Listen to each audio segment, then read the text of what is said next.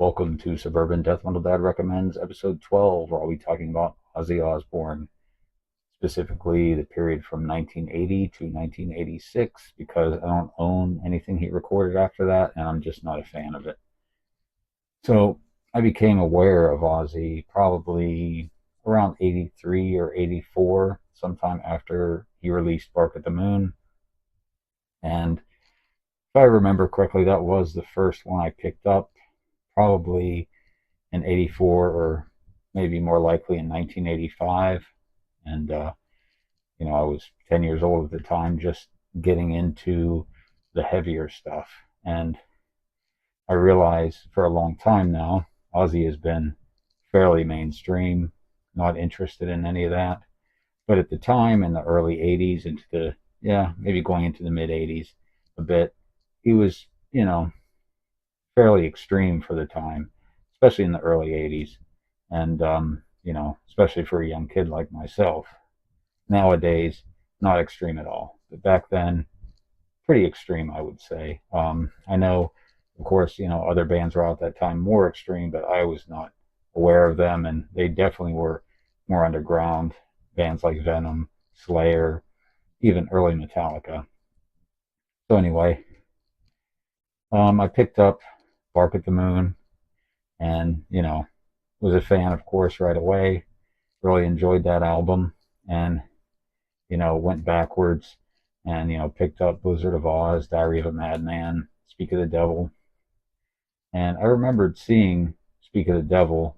Like, that definitely sticks out in my mind. That album cover, seeing that sometime before I bought it, sometime before I even heard Ozzy Osbourne, and I think that's pretty extreme album cover for the time, like I said. Um, and the thing about Ozzy, and as far as like the metal that was around at that time, you know, he himself was on the album covers, so that was also striking, I think, and a little bit different. Not saying other bands weren't doing it, but um, I was used to seeing different types of album covers, I guess I would say at that time. But anyway, like I said, got all those albums and on cassette, and was a fan, and you know, starting with, we'll just go in chronological order, starting with Blizzard of Oz, of course. Great songs like Crazy Train, very well known. I Don't Know, Suicide Solution, Mr. Crowley, Revelation, Mother Earth. All those songs that I like. Very good. And then going into, that was 1980, and then in 1981 he released Diary of a Madman, and I consider this a better album, to be honest. More of a favorite of mine compared with Blizzard of Oz. Opener, Over the Mountain, Flying High Again, SATO, the title track, Believer, You Can't Kill Rock and Roll. Just a better album, great album in my opinion. And unfortunately, after this, tragically, Randy Rhoads died in 1982, and Ozzy Osbourne, in the meantime, had recruited guitarist Brad Gillis and released the Speak of the Devil album, which was all Black Sabbath songs. And if I remember correctly, that's probably the first time I heard Black Sabbath songs was on that album. I'm pretty sure I had not heard Black Sabbath until maybe a few years after I heard Ozzy Osbourne.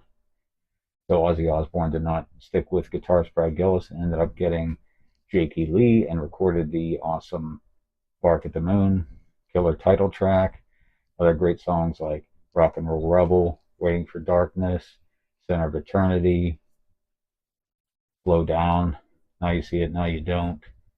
Just a great album, like I said. And that was in 1983. He released that album. Then in 1986, Jakey Lee, still on guitar, Ozzy Osbourne releases the excellent The Ultimate Sin. Killer songs like the title track, Secret Loser, Killer of Giants, Lightning Strikes, Shot in the Dark, Never Know Why, Fool Like You. Just an excellent album. And in fact, Jakey Lee is my favorite guitarist that Ozzy has had. And just killer guitar tone, both on Bark at the Moon and The Ultimate Sin. And pretty much after this, I just, he released the next album. I heard it.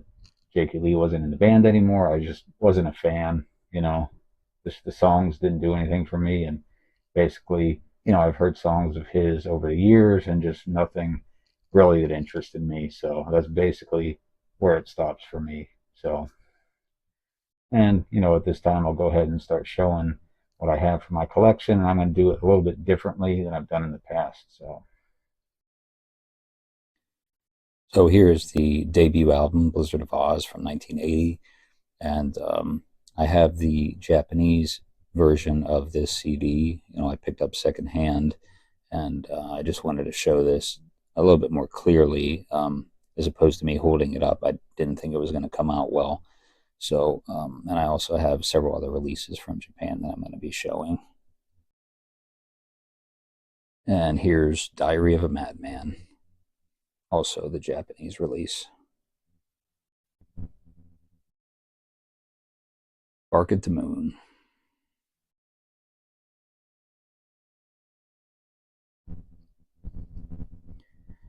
The Ultimate Sin with the OBI strip.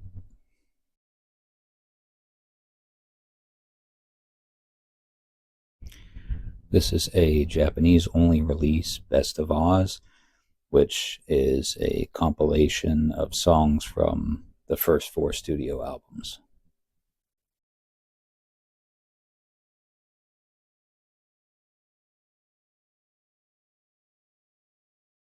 And this is the Ozzy Osbourne Randy Rhoads Tribute Live CD, which compiles songs from different concerts, and it's a pretty good release.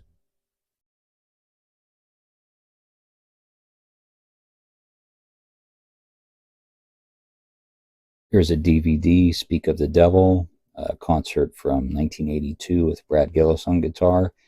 And this is not the show with all the Black Sabbath songs. This is a show with mostly songs from the first 2 Ozzy albums, along with 3 tracks from Black Sabbath.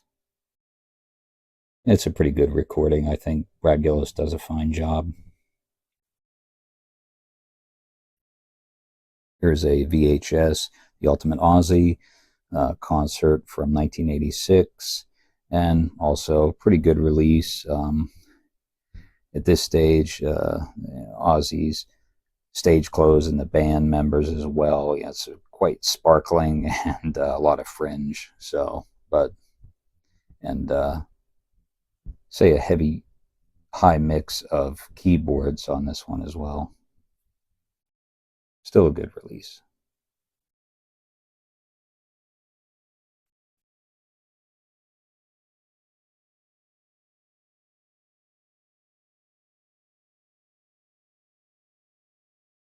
Blizzard of Oz 30th Anniversary Vinyl Edition. Diary of a Madman, also 30th Anniversary Edition.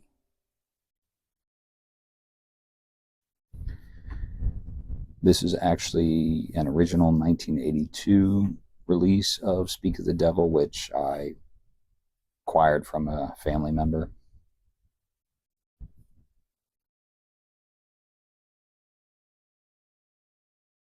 You can see it's a gatefold LP.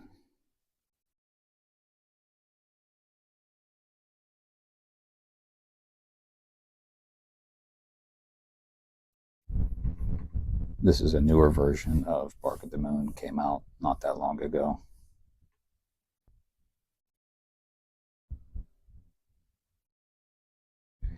And finally, this is a 1986 pressing of The Ultimate Sin, which I picked up secondhand in Japan.